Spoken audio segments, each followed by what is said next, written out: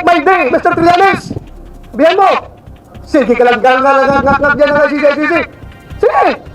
Go ahead! Eh, sumama ka pa! Mag-serve ng warrant! Sumama ka! Ikaw mismo magpusa sa akin!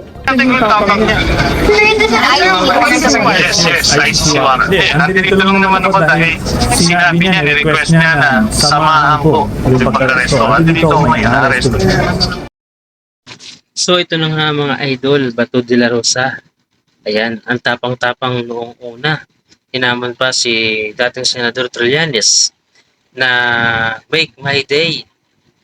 Kahit sumama ka pa na pumusas sa akin, di ba? Hinamon niya si dating Senador Trillanes. Pero noong siya ay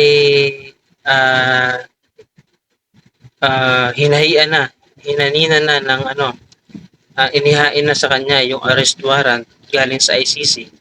Ayun, bumahag ang buntot at nagpasaklulo pa sa Senado. Anong klaseng senador to? 'Di ba? Gumawa ng katarantaduhan nung panahon nila tapos hindi kayang akuin ang kanyang kasalanan.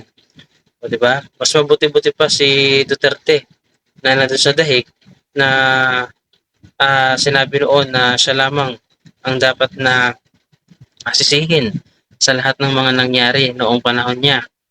Subalit ngayon, itong si Bato talagang nagmamatigas pa at nagwawala sa Senado.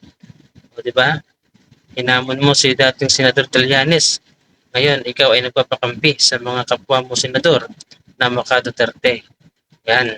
6 na buwang hindi pumasok, pero 6 na buwan ding 6 na buwan din na sumahod.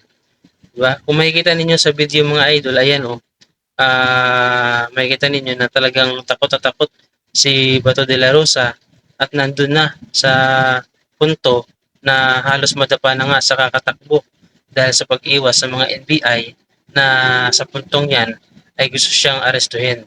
Talagang itong si dating Senador Trillanes ay mayroong paninindigan, isang salita at prinsipyo na pinangahawakan. Hindi basta salita lamang, kundi buong buo ang tiwala sa sarili at buong buo ang mga hawak na ebidensya. At ito ang nagpapalakas sa kaso laban sa mga Duterte at sa mga alipores nito. Ano ang masasabi ninyo mga idol sa video na ito? At ano ang masasabi ninyo sa ginawang pagtakbo ni Senador Bato dahil sa paghain ng arrest warrant laban sa kanya? May tuturing ba ninyo ba na matapang ang senador na ito? O talagang malakas lang ang loob na pumasok dahil akala niya ay protektahan siya ng Senado? Ano ang masasabi niyo dito mga idol? Comment down below.